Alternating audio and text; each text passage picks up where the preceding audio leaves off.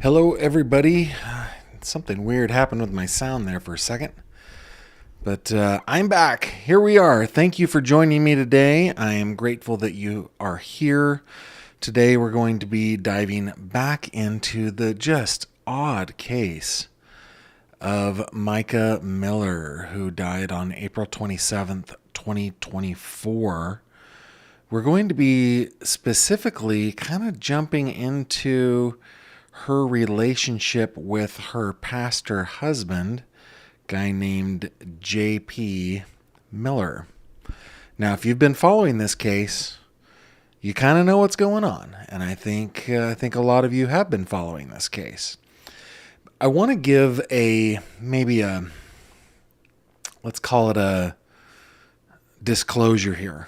Okay, because I know there's a lot going on the internet having to do with Mica's case. There's a lot of conversation.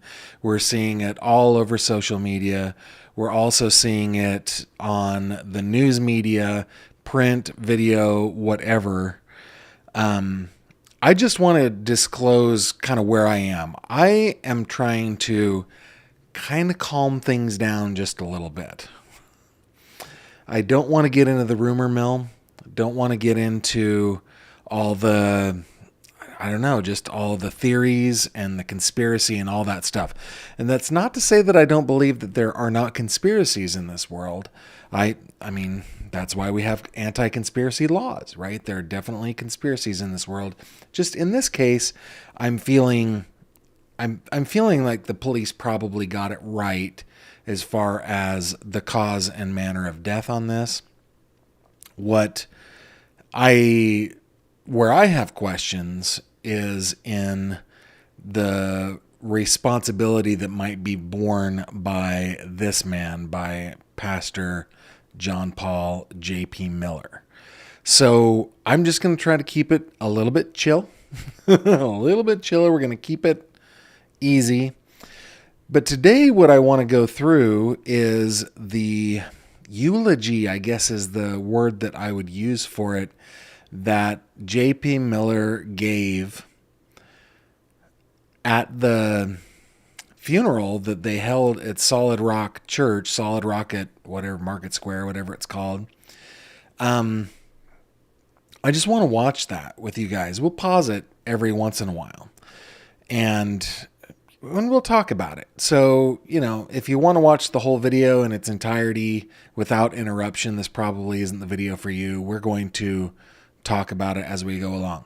Now, I have only seen a few minutes of the beginning and the end of the actual, I don't know what to call it, sermon? I don't know. I have not seen the whole thing. This is going to be new for me, and I think it's 21 minutes long. So we're going to watch it together, and then we will we'll pause along the way, like I said. Now, something that I've been doing over the last little bit, because we get a lot of comments coming in. If you guys can do me a favor, a lot of the comments are going to be with one another, right? But if you want me to see something, just put GF : somewhere in your comment. And I have a little filter here that I will filter off comments that say GF. Obviously, super chats and super stickers, we're going to get to those as well, and I deeply appreciate those. Okay. So, I'm going to put in my filter, and then we're going to go for it. But we already have a question here real quick. Let me bring it up. This is from L. Shirley, or E.L. Shirley. Was their divorce finalized, or was it only just filed? If it was finalized, I don't understand why he was allowed to do the eulogy. If they were divorced, he would no longer be next of kin. Okay, so as I understand it, they were not divorced. He was still the legal next of kin to Mica. That's how I understand it. Also, keep in mind that this was, it is his church. he was the founder of it, and and yeah, so he can do what he wants in the church. I do know that at the very same time that he was doing his service, they were having a similar service. Her parents, her brother and sisters, and her close friends were outside on the beach doing that. Good question. Okay, so we're going to come on over to the video. I'm hoping my sound's going to be okay. I'm probably going to have to mute my microphone or put on my headphones, which is probably a good idea. I'm just going to go ahead and put on my headphones to make it easier so I can turn down up here so there's no feedback. All right. Hopefully you guys can hear me okay. It looks like you can. We are going to get this started. Here we go.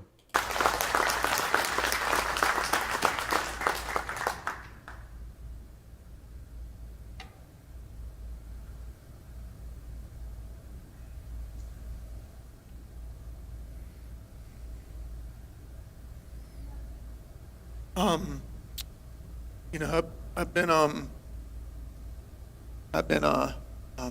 speaking for many years, and for the first time, I don't really know exactly, how to open or how to. Will you guys let me know if anything's wrong if I talk over him? Can you hear me okay? Just let me know. I'm just everyone knew how beautiful she was on the outside, but only I think a spouse knows how beautiful that person is on the inside. So I want to take a few minutes to just kind of tell some stories and just share some things about Mica that may, I don't know, shock you or help you get to know the more intimate side of her. She was beautiful on the outside.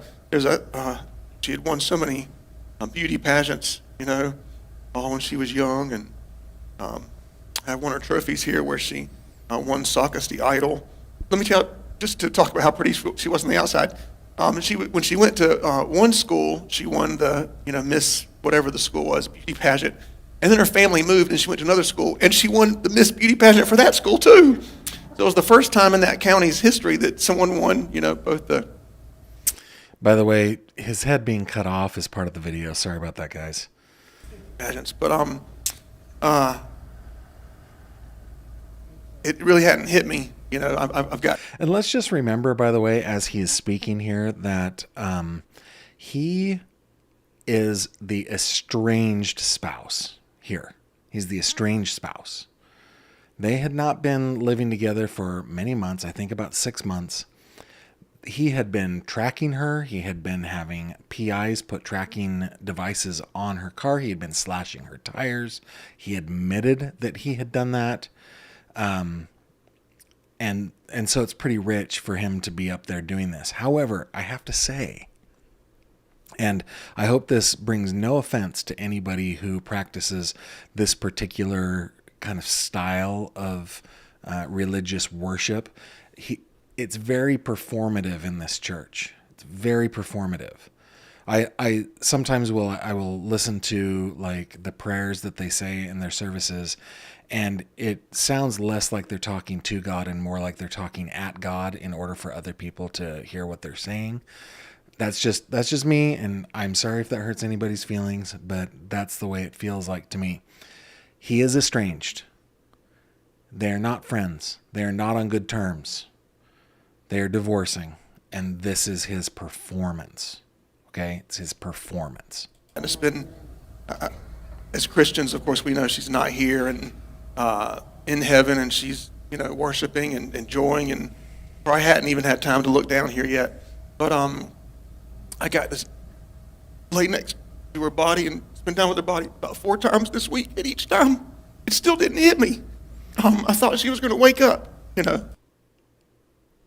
Okay, so I have heard this clip. So he laid down with her body 4 times this week. This is a Sunday, I think, or is it a Saturday? I think it was May 5th. Let me look at my calendar here real quick. Yeah, I think it was Sunday, May 5th, and she died on Saturday the 27th. So he laid down next to her deceased body, like at the funeral home? Is that what he's saying? I mean, that was the first time that he laid down with her body in months, I guess. Strange. I even tried to raise her from the dead one time this week. And that morning, actually, I went to the mall later. She had bought me this dog tag, and the chain broke, so I went to the mall to get it fixed. And I saw a female about 20, 30 feet in front of me, and she was wearing one of Mica's dresses. And she had the same tattoo Mica has on her arm and the exact same hair. And out of just instinct, I screamed, "Mica!" And the girl turned around, and it was one of her sisters.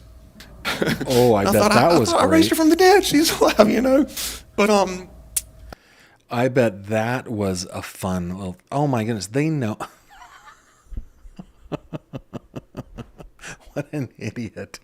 Everybody in that church knows that her sisters are outside holding a funeral service because they don't want to be part of this.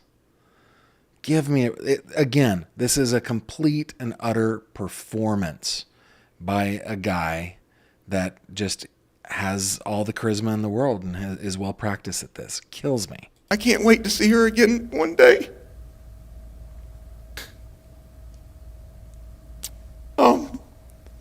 I'm good. So I have pictures, and I want to just tell you some stuff about her. When we fell in love, and we started dating, and it was time to get engaged. She loved public displays of affection. Like, she loved that. She always wanted me to, hug her in public and stuff like that. And I'm more of a private person. But I thought, okay, we're going to get engaged. I'm going to make it, I'm going to make it everything she wanted. So I set up a church baptism out on the beach so that everybody in church could be there, for us to get engaged and be a part of that. And then I had this plane that was going to fly by and have "Will you marry me?" Mica, there, and she's going to love that. And so everybody's kind of waiting. The baptism's over, and we're out there playing volleyball. And all of a sudden, the plane comes by. And I take Mica, and I turn her around, and I face her toward the ocean, face her toward the plane. And everybody's clapping and cheering. And she leaned back. She said, "Why is everybody cheering?" I said, the plane, the plane, the plane, the plane. And she said, "Oh, I don't have my contacts in." I'm like, "Oh my gosh, I'm playing this whole thing." I got a picture of that, I think, there. And her exact words were, she said, she turned around, "There's the plane up there." She couldn't see it till we took a picture later. Her exact words, I'll never forget, she said, "Well, yes, anyways, yes." And she had a hoarse voice that day from singing. But she was always excited about stuff, always so excited. I'm sorry if I'm just rambling, but I'll do my... Man, I mean, am I being unfair to this guy? Am I being unfair? You guys let me know. You're in the middle of an acrimonious divorce, man. Like you are treating her so poorly in the months leading up to her taking her life. I think being pushed to do so by you, sir. And you're just telling stories? Also, and I'm not a Puritan about this sort of stuff, but he kind of feels like he's showing off his beautiful wife, right? Like he's with these photos that he's showing in church.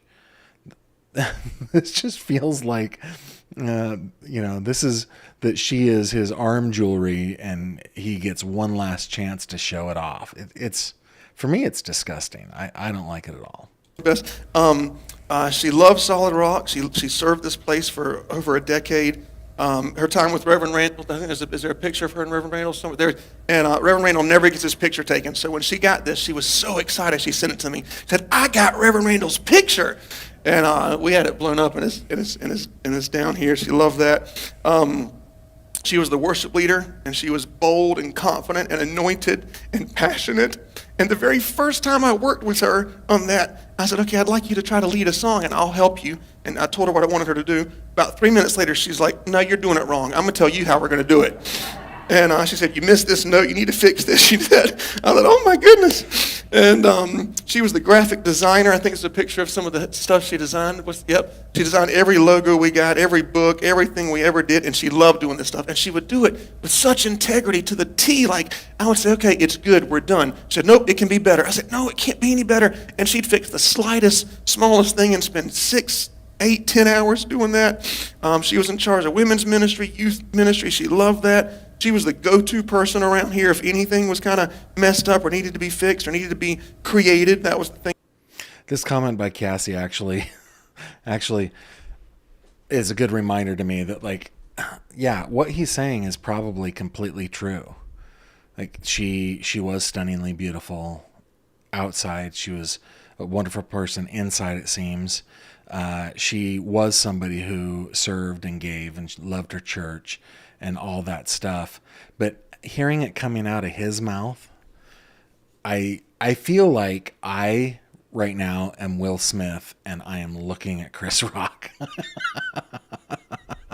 That's what I feel like right now. I'm so angry about it. I've said it too many times. This is already just killing me. She did. We spent almost every night just talking and chilling out. We didn't watch much TV. She would make me turn my cell phone off, and so I turned the cell phone off, and we would talk for hours and hours about. Well, let me rephrase it. She would talk for hours and hours and hours, and sometimes I would kind of not listen. I thought, oh no, is she going to ask me a question? I'd get back in my mind to what we're talking about, and she would change subjects. She'd go from one thing to the next, and she had the idea that to buy a blood. This actually sounds to me like he is making an excuse. Like, again, at this point, we don't know from the police that her cause of death is officially that she did it to herself. But he is reinforcing that by saying things like, oh, her mind went all over the place, as if to say she's crazy and, no wonder she did it to herself. It seems to be the subtext, the text between the lines, so to speak. Blow-up mattress and put it in the back of the truck. And so we would do that, and she would make us hot chocolate in these in the coffee mug things that don't get cold, and we'd go park somewhere around here where there was no lights or no houses, and just lay there and look at the stars and talk for hours. We probably did that hundreds of times over the past several years. We'd laugh a lot in the house. Our house was very loud. It was very loud, with kids and that such. Whatever room Mica was in, you could hear her in the whole house. She'd start singing about something or come up with an idea, and everybody could hear. And one night we were going to bed. It was like midnight, and normally she falls asleep first, but I fell asleep first this night. And I don't know why I started talking in my sleep.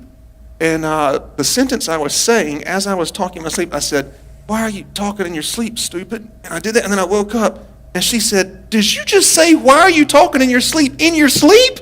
I said, "I think I did." And she laughed so loud. We talked about that one thing for the next 3 hours till 3 a.m. We were stayed up just talking about it. Do you hear the vocal fry in his voice? Like he's sounding like he's crying, like he's getting choked up. And I guess maybe he is. Maybe he's trained well enough to be able to do that. But I don't see a single tear on that man's face. His face is completely dry. He's been crying. He's been choking up. He's been sniffling. But not a tear shed. I mean, it's possible he's had LASIK and had like the tear ducts plugged or something like that. But I don't see how. It's all very performative to me. Very, very performative. Janet asks, how does he have custody of her body just because they're still legally married? Sheesh. That is the case, Janet. That is the case. He is her legal next of kin because they were still married. All right. Let's keep going. There was a time where for several months I got into those Pitch Perfect movies, the ones where the girls sing a cappella, and I thought Mica loved it. So we watched them like almost every night. We were watching a different Pitch Perfect, and we rewatched them, and it shocked me. But after 15 times of watching the movies, one night she said, "I don't like any of these movies." 15 times of watching the movies. Man, this guy is prone to exaggeration, is he not? He's just prone to exaggeration. And again, I might be nitpicking, but hundreds of times over the years, you went out on an air mattress in your car or in your truck and looked at the stars. You watched the Pitch Perfect movies 15 times. I think there are 3 of them. Does that mean you've watched them 45 times all in a row? I think you're exaggerating. I think this guy is a habitual exaggerator. He's a habitual liar. There's that old joke, that Bob Newhart joke. I'm a habitual liar. Or what did he say? I'm a habitual liar. Well, that's not exactly true. That's the way this guy feels, man. I said, baby, you don't? I said, why didn't you tell me? He said, I knew you liked it, and I didn't want to, spoil the thing. I said, you could have told me we'd watch something you wanted, but that meant a lot to me. Choking up. What's the next? Oh, yeah, there's designs. What's the next picture? Okay, so she loved to travel. I can't stand to travel, but she loved it. So we'd go wherever she wanted, and we went on a mission trip to Jamaica. It was like a 10-day mission trip. I'm sorry I keep interrupting here, guys, but it's killing me. So I've been married 24 years. We're close to 25. It's in November. It'll be 25. So 24 and a half years, something like that. There are things that my wife loves that I do not love. There are things that I love that my wife does not love. But I don't know that I would bring it up at her eulogy. I think it would be less about me and more about her. Everything that he is sharing so far is a reflection of him. That's the way it feels like to me. He's reflecting back on himself. And it's just annoying. And the thing that bothers me is that everybody seems to be like into it. The audience is all into it. I just don't get it. And we were in the jungles of Jamaica, and we're helping these other pastors and leaders. And there's churches that don't have ceilings and churches that are out in the woods. And it was so hot, like 110 degrees. We're sweating in everything we do. And after about 5 days, I said, honey, maybe we can just go home early. And, I know this is horrible. I'm so sorry that you came to me with this. I'm so sorry. She said, are you kidding? She said, I love this. This is great. I thought, oh, my Lord. And she loved all the mission stuff, places where you had to use the bathroom in the woods or places where there was no air conditioning at all. She loved that kind of thing. Until towards the end of the trip on Jamaica, one of the pastor's wives pulled a mango out of a tree. And she had never had a mango before and handed it to her, and she bit it. And here's what happened just a few minutes later after that. She swole up on the mission trip. Let's see, what's the next picture? Did you notice that everybody else's response to that was, oh, and his response to that was laughter? I don't know. I'm probably way too unfair on this. Cassie says, Mica's sister confirmed this happened on Nancy Grace. She was with her kids, and it was very upsetting to all of them. This is the story of him being in the mall, thinking that he had raised Mica from the dead. Which, just in and of itself, speaks to just the most amazing amount of chutzpah this guy has, right? That is, wow. TMI Steph says, if you're being unfair, I should be in prison for my opinion. So, well, you made me feel a little better. Thank you, TMI Steph. All right, let's hear what the pastor has to say next. Sure. Puerto Rico. So she loved Puerto Rico. She'd ride horse. She loved adventurous stuff. Like it was always something really adventurous. Riding a horse. What's the next one? Riding a four-wheeler out in the woods. What's the next one? Doing some kind of thing with the rope she wanted to do. And all these things scared me. All these things I would tell her, like, I don't think this is safe, honey. Like, I'm a lot older than you. I don't know if I should be doing this. What's the next picture? Hey, guys, that reminds me, okay? I have really adventurous parents now. They're in their mid-70s now. My mom last month turned 75. They were in, where were they? Well, they were in Africa. They were on a trip. They were in Zambia. So there's this waterfall called Victoria Falls right on the border of Zambia and Zimbabwe. And on the bridge, they offered bungee jumping. My mom was already in her 50s. I think it was her birthday that day. And she decided she wanted to go bungee jumping for the first time in her life. And she full on jumped off of this bridge over Victoria Falls. My dad, who has been now married to my mom for 56 years, it'll be 57 later this year, did nothing but encourage it. He was like, yeah, do it. And then for the next, I don't know how many years, he would tell everybody who would listen what an amazing wife he had. He didn't say, oh, but I was so scared, or I was so concerned, or I wasn't supportive, or I was supportive. It had nothing to do with him. It was only the happiness and pride of being married to an adventurous woman who would jump off of a bridge for no reason other than the thrill of it. And I just, the Pastor JP here, everything reflects back on him. Everything, it's always about him. She wanted to do the candlelight thing out by the ocean. She loved that. She loved nature. Loved nature. So we went to Mexico. So my boys, the ones that were in college, they said, Dad, we're going to Cancun on spring break, with all of our college friends. I said, okay, have fun. Micah said, we should go. I said, I don't know if we should do Cancun with all the college kids, but we did. And we were on a bus with all these college kids and going to do different things. And I'll tell you a great story about Mexico. One night, her and I, we were riding on a moped, just looking at everything around. And there was this hole in the wall, looking nasty restaurant, and it said on there, tonight, karaoke. And I said, let's just check that place out. And we went in, man, it was packed. I mean, Mexicans everywhere. You look, not a single white person, not a single black person, and none of them spoke English. We couldn't even order the food because everyone was Spanish. And they were up there singing karaoke, all Mexican songs. And I said, honey, go see if there's a song in English that you could sing. She said, I'm not doing that. I said, no, you'd be great. So I went up there and I signed her name, and I put that song Sunday morning, and next thing I know, in this place, I mean, it is packed. People are standing up. There's no seats. And they said in broken English, Mica, Milar, Sunday morning, or something like that. And so she gets up there, and as soon as she starts singing, the whole place just stops and does this. And I thought, oh, no, she was right. They're not going to like her. As soon as they get to the chorus of Sunday morning, everyone in the restaurant stood up with their beers and started singing in broken English with her the chorus of Sunday morning. When she got done, they all screamed, trying to tell her to stay up there. So she sang another song. Then they wanted to stay up there. She sang another song.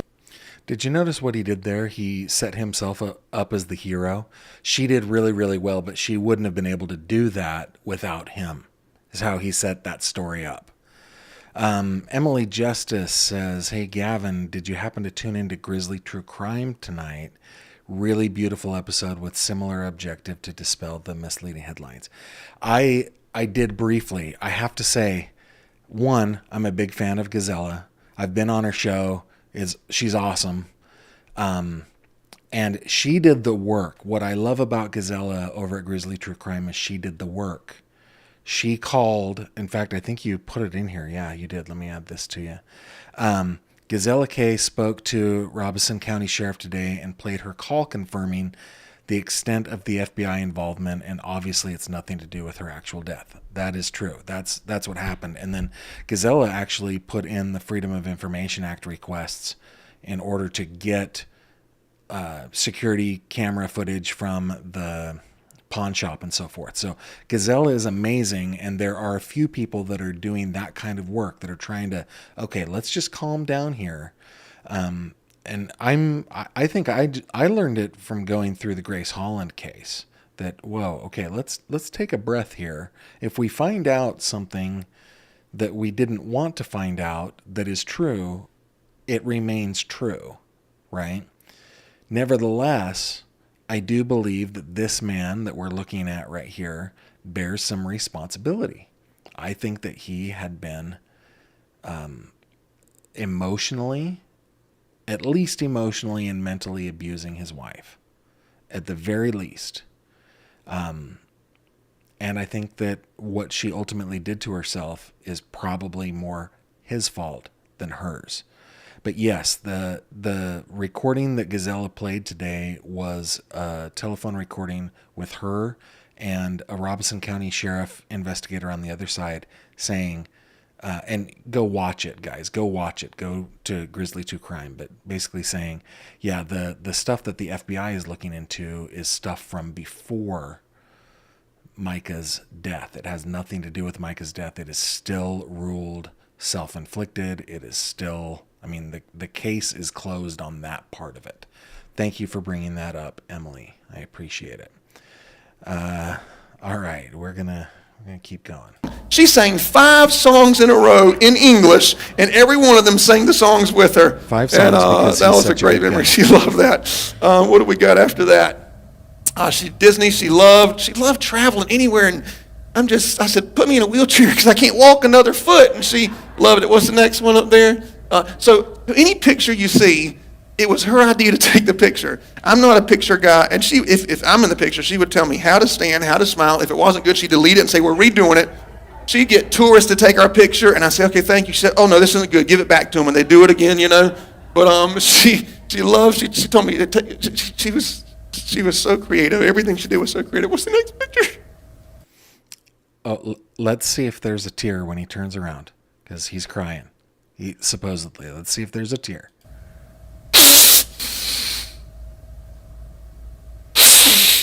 There's inhaling. There's snot. What's the next picture? She'd stop. We'd be on the way to like a show or something. Wiping of tears, but no moisture. I'm just saying, stop. I got to get a picture. I said, we're going to be late. She said, I don't care. What's the next picture? Next picture. So one of the things she did for me is I'm a comic guy, right? So this is things she did that was just out of the givingness of her. She dressed up like Mystique, the last one. So the next picture, she loved this picture.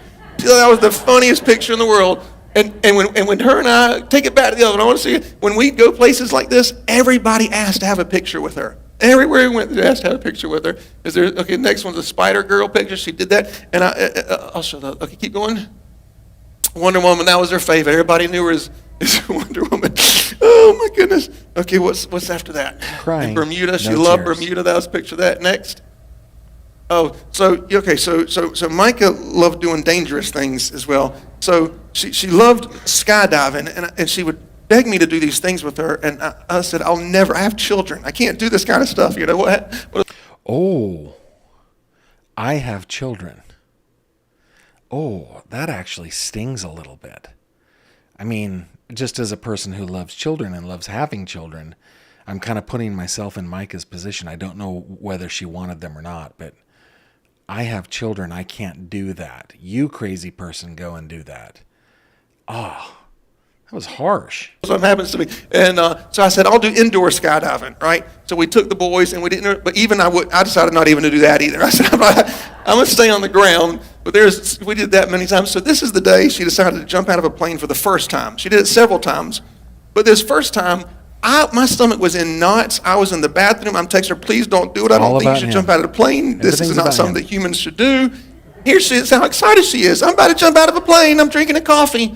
And that was pretty much her life story right there. she was so excited, man. She jumped out of a plane many times. What's the next picture we got? Oh, there's the boys are so funny on our vacations. What's the next one? She was all big into tattoos, and I cannot stand tattoos because they hurt and I don't like pain. And the first time we went, she had gotten the 2 crosses, and she begged and begged and begged for me to get the matching tattoos. So we went to the tattoo guy, and I said, listen, I don't like pain. I said, can we start with the smaller one? That way, if it hurts too bad, we can just stop there. And I discovered that while I was doing this and not looking, she was telling the guy, start with the big one. And so we started with the big one. I was like, oh my goodness. And then after that, I discovered this numbing cream you can buy online where you can put on you and you don't feel the tattoo. So after that, I said, okay, I'll do whatever you want. And so we had our mayor's vows. And there was the next one after that. Oh, so Africa. Always about him. You know what? Before I talk about that, I want to talk about something else. So look at him wipe his face. You would expect there to be moisture if he did that, right? This is so performative, guys. It's just so performative. L. Shirley, since we're paused. Mooney, thank you for the comment. I appreciate that. L. Shirley says, Gavin, do we know why a full autopsy wasn't completed given it was an unattended death? So, yeah, I believe I know the answer to this question just from my own experience, is that they're just typically in cases like this where it is suspected that it is self-inflicted and the trauma is all to the head, it's pretty typical to do either no autopsy or a partial autopsy just on the head. because the purpose of an autopsy is to explain an unexplained death. And if they are, give me just a second. Sorry about that. Just a moment. If the totality of the scene tells investigators that this was self-inflicted, then the medical examiner will take that into consideration. So it's not uncommon for an autopsy not to be done on a gunshot wound that was self-inflicted. I don't know what the system is down there, but I believe in South Carolina it is it's a hybrid coroner medical examiner system. So each county would have a coroner, and then the state might have one or two medical examiners. I think that's the way it is down there. I have to really kind of study up on that, but I'm pretty sure. I'm pretty confident in that. And so the responsibility for ordering an autopsy comes down to the coroner. If the coroner, and remember this would be in North Carolina, not South Carolina, if the coroner goes to the scene, that is their duty to do, sees the totality of everything, sees the gun packaging in the car and the receipt and I don't know what the scene looked like. I'm just throwing this out there. A spent shell casing, a gun nearby, typically not in the hand, because usually the recoil will move the gun out of the decedent's hand. If it is in their hand, then that is actually a red flag. But anyway, they will see all those things and they will say to themselves, maybe not order an autopsy on this one because we are convinced, because of the totality of the circumstances, that this is the reason it happened. So I don't find it suspicious that there may not have been a full autopsy. Just me. Okay. Let's continue. I know there are a couple more comments, but let's continue on since we've got about 7 minutes left. She was the greatest gift giver. All my life, I never enjoyed birthdays or Christmases. I thought it was a waste of money, waste of time, because someone gets you something, thank you, and you don't. But she was so thoughtful with her gifts that when we got married, I would look forward every birthday and every Christmas, just waiting to see what she came up with. And amazing gifts. But one of the greatest gifts she ever gave was so special. I'm a comic book collector, and you get them graded, when they're worth a lot of money, and rarely do you see a 10. Normally they're 9.8 is the best you can get. And my favorite female character is She-Hulk. And so for the past few years, she would go and she put herself as She-Hulk on there, created this whole thing, painted herself and did this outfit and all, and would make these comics for me. And that just meant so much to me. We had them displayed in the house, and she was just the best gift. What I want to know is it still meaningful to him that she did those things, those thoughtful things, considering that they were estranged and he was slashing her tires and having a private investigator follow her, putting trackers on the car, posting, this one was confirmed, posting topless photos of her online because he's angry at her. Does he still find those little trinkets that she made for him meaningful? Or is he just putting on a show? That's my question. Giver in the world. And I guess one more thing I'll say, and then I'm so sorry that I'm nervous. I'm so sorry. It hasn't really still hit me yet. She would write poetry. And I thought, what kind of woman, writes poetry? A poet. And she just write poetry. A poet writes poetry. I want to read one of the more recent poems she wrote. She was so creative. She had a note field on her phone with just tons and tons of poems that she'd write for the family. What kind of woman? And a poet. This one, she said,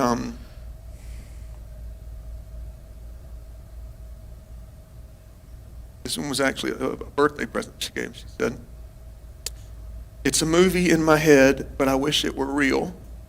I see you on the playground, tell you how I feel.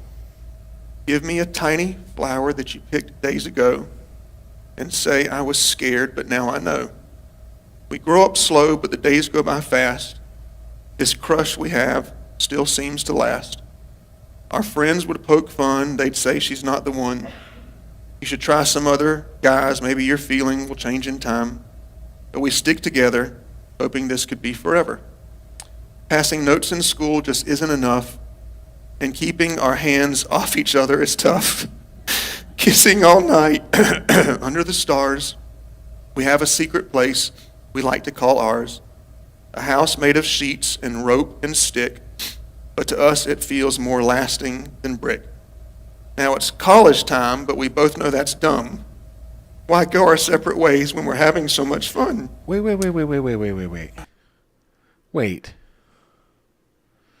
Okay, so I know that poetry is art, and there's a lot of artistic latitude, but if she's describing her relationship with him,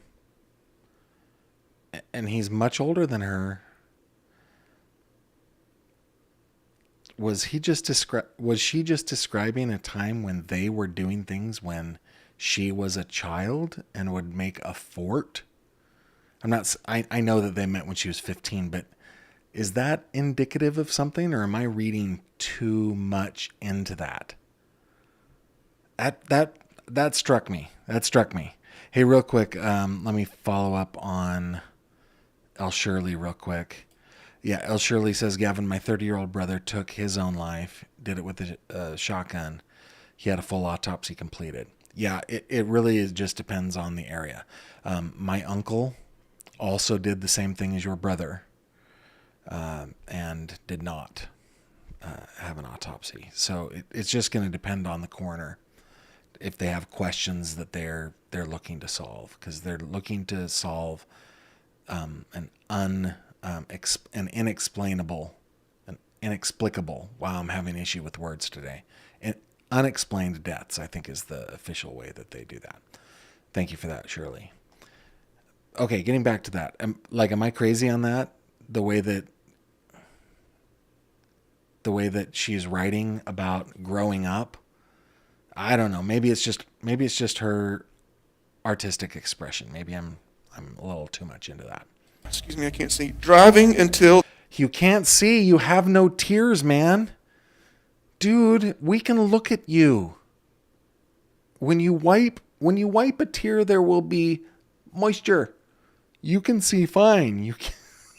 I'm so sure. There's no more road, singing Garth Brooks and Billy Joel. So we do what we do best, drive, sing, and play. We see every famous landmark along the way. I look up in the sky, so happy with my life, and a plane flies by. Mica, will you be my wife? A moment of destiny I couldn't have planned better, that I got to marry my crush forever. And that's... Okay, I'm sorry. I'm stuck on that. Guys. That feels to me like they were sexually active when she was underage. But I might be crazy. That just... I'm just stuck on there. My mind won't go past that. TMI Steph says, Gavin, this whole speech is just an extension of his need to control. Now he's trying to control the narrative, and the masses thinking we are as delulu as his congregation. Yeah, he's really got them eating out of his hand, doesn't he? It's kind of disturbing. All right, let's continue. I'm stuck on that poem, though. I don't like that poem at all. Not that I don't like her artistic expression. She's better at it than I am, for sure. But she's talking about him being her crush and doing things like going to a fort made of sticks and sheets. To me, that is, at the very most, sophomoric, which is about the age that she was when she met the good pastor. The good pastor. All right. It's nothing. She was so creative. It was just always just coming out of her. The Africa school, she always had different ideas. She'd come home with a different idea every other day. I want to create a water bottle. I want to, make peace in the world. Like these different things she'd come up with. And some I was taught through counseling to just say, let's pray about it for 2 weeks, and then we'll talk about it. And I learned she's crazy after that she'd forget about it after 3 days, or if it was a real thing that she actually wanted to do, it No, would Michael's stay with her. crazy. And so That's what he's saying. She came back from the Africa Michael's trip, crazy. and she said, I want to start a school in Africa. And I said, okay, let's pray about it for a few weeks and see if that's what God wants us to do. I said, because it seems impossible. You know, it's not like you can talk to the Africans during the day because of the time difference. So you have to send them a message and then wait another day and they return and wait another day and all that. So I said, let's talk about it in 2 or 3 weeks. She came to me 2 weeks later and said, I got it already. I have somebody that's going to make the food. I have the teachers we can hire. I have the price of what it's going to be. I have the location. I have the transportation. I have everything we need, curriculum and all. I said, how did you do? She said, I've been working hard. I said, okay, then. I said, let's do it. We'll do it. And our goal was 50 to 100 kids. And when we sent our team just a few weeks ago, there were over 300 children that came out of the woods, literally just started walking from miles away just to be part of the school that Mica made. And of course, it's dedicated to her on the Dare to Care missions. That, by the way, the Dare to Care all the missions time. is one of the focuses of the FBI investigation, just so you guys know. There was money transferred around. It wasn't a lot of money, but it was money. That seems to be one of the things that they're investigating. I mean, just all the time. I can't even, if I had 10 hours a day, that wouldn't be enough time to tell you all the great things about her and what it was like to be in an intimate relationship with her. You know, I still... That just weirded me out. That creeped me out again. I don't describe the relationship I have with my wife to other people as intimate. It is obviously an intimate relationship, but I don't describe it that way. That just seems like he's like, see this beautiful, like, beauty queen that I had? Yeah, she was cuckoo nuts, but she was beautiful, and that's the way it seemed. So weird. can hear her voice, and I can still picture her just Can hear her walking in the voice front door telling and- you to leave her alone. I think that might be. Oh, so I'm gonna close with is there any more pictures I forgot? Is that it? That's it. Oh, there's the picture of the family. Yeah.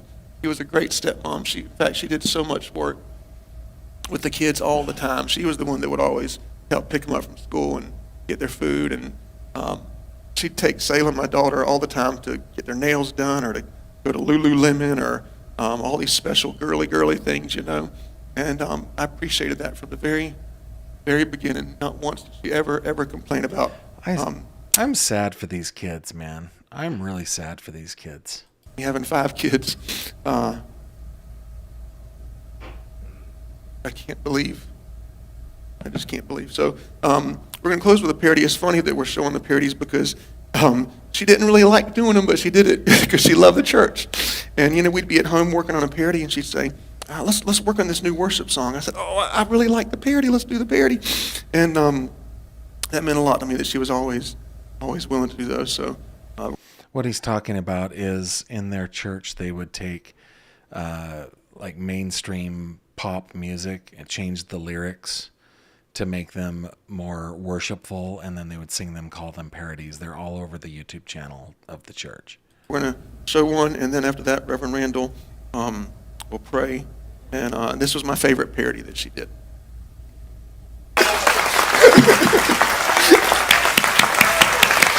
That was edited out because of copyright and everything.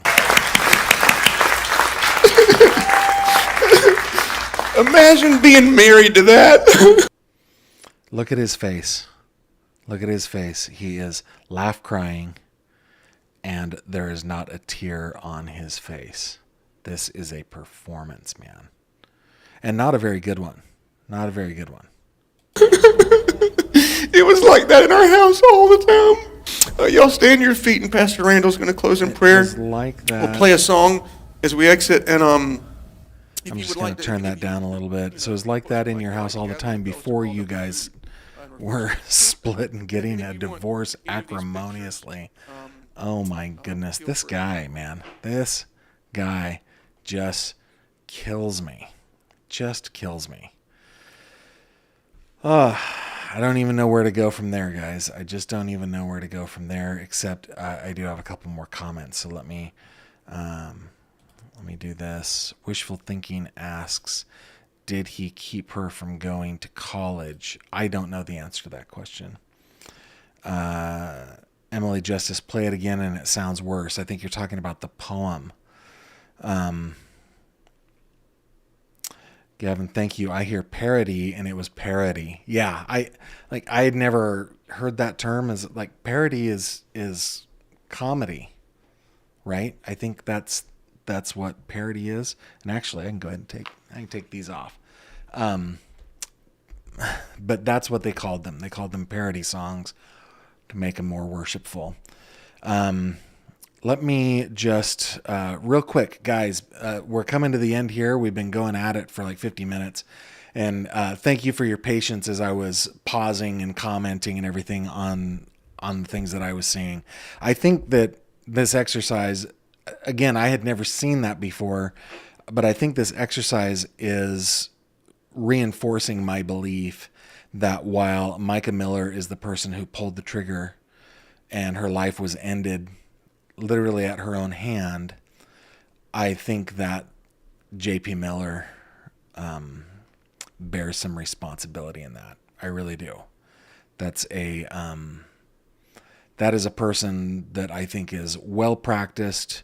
He is a person who is charismatic and performative, but ultimately, I think he's the one who drove her to do what it was that she did. Cassie says, thank you for covering the case. Mica deserves justice. You're much more restrained in your commentary than I ever could be. Well, listen, I have been wrong, and being wrong is uncomfortable. So, and I keep going back to that Grace Holland case, but I was honestly convinced. I was convinced that her boyfriend did that to her fiance. And it turned out that once I saw all the evidence, I was dead wrong. And there's another case. If we go over to my website, I was just talking about this with Autumn and Jamie last night. If you go to my website, gavinfish.com, and go to cases, scroll down, you'll find Jalea Davis. Jalea Davis was a beautiful young woman in Ohio/West Virginia who, there was a whole podcast about her that talked about how the investigation was botched and this definitely wasn't an accident as the police said that it was. And I did a Freedom of Information Act request and I got the entire case file. And after I had spent I'd spent weeks on it, I came to the conclusion that no, her family's wrong on this. It was an accident. The police did do a good job. And being wrong about those kinds of things is really hard. So in Mica's case, I am trying to be as reserved as I possibly can while remaining true to myself and truthful to what I believe the facts are. I can be wrong still, for sure. But that is why I am restrained in my commentary on this. TMI Steph says, hey, Gavin, male Michelle Carter didn't do the act themselves, but made them feel like it was the only choice left to make. Yep. That is my belief as well. Mooney, guys, when you see her in the live chat, everybody say hello and wave at Mooney. She is the biggest supporter of the channel. She gives away membership. She is the very first person to buy membership. She is a patron of mine. She came to my live show, my live get-together, True Crime Convo, a couple months ago. She is amazing. So thank you, Mooney, for being here. Thank you for your continued support. Before we go, though, guys, I want to come back over to my website. I want to show you guys something. I'm going to have to put my headphones on again. But I want you to hear this.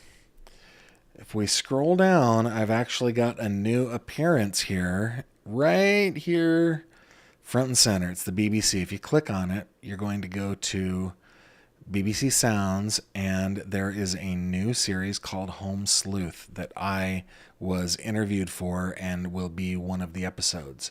So far, they've just dropped the trailer and the first episode, which is not me, but I do want to play this, I think it's about a minute long. Give me just a second, actually. Let me bring the volume up. All right. So this is Home Sleuth on the BBC. You can get it anywhere podcasts, where you can listen to podcasts, but take a listen. BBC Sounds. There's not just a role for sleuths. I think there's a critical role. We are committing our time to what is essentially a hobby, trying to solve crimes. Police departments or sheriff's offices or DA's offices run out of resources, or they run out of time, or they run out of leads. I am going to dedicate all the resources I have available to me, all the time that I have available to me, and I'm just going to be a dog about it. Home Sleuth is a brand new podcast. Tales from citizens taking justice into their own hands. Trying to solve crimes. Catching bad guys. Living the double life. Not the police. I really wanted to find that person. Can you just tell me where she's buried? Not a victim. What is ethical? What is the boundary that I should stay within? An ordinary person compelled to investigate a crime or a mystery. There was no one else who seemed to care about what was happening. We'll meet the first internet sleuth. What are you going to do? Change the world? And I thought, yeah. A teenage PI. I notice details that other people maybe don't see. And a true crime YouTuber going toe-to-toe with the justice system. It's fun. That's not the point. The point is to make a difference. Find Home Sleuth on BBC Sounds. I think I found him. This is crazy. So, if you are a podcast listener and you love true crime, which of course you do, you're on my channel, please check out Home Sleuth on the BBC Sounds or wherever you get podcasts. It is going to be a lot of fun. I think my episode will probably drop sometime in June. It could be as late as July, but I wanted to bring that up. Also, hey guys, head on over to the Fish Tank. Man, we've got 860 members in there, and we're talking about all things true crime. So if you're on Facebook, head on over to the Fish Tank and take a look there. And with that, I will say thank you once again for joining me tonight. I will bid you adieu. Oh, wait, one more came in real quick. You need to record sleep stories for Calm or something. You have a soothing voice. I've been told that. You should hear my dad's voice. It's amazing. It's amazing. All right, guys, I will bid you adieu, and I will see you on the next one. Thanks for joining me tonight. Take care. Thank you very much for watching this video. If you liked what you saw, please consider subscribing. And if you have any questions or comments, please leave them below.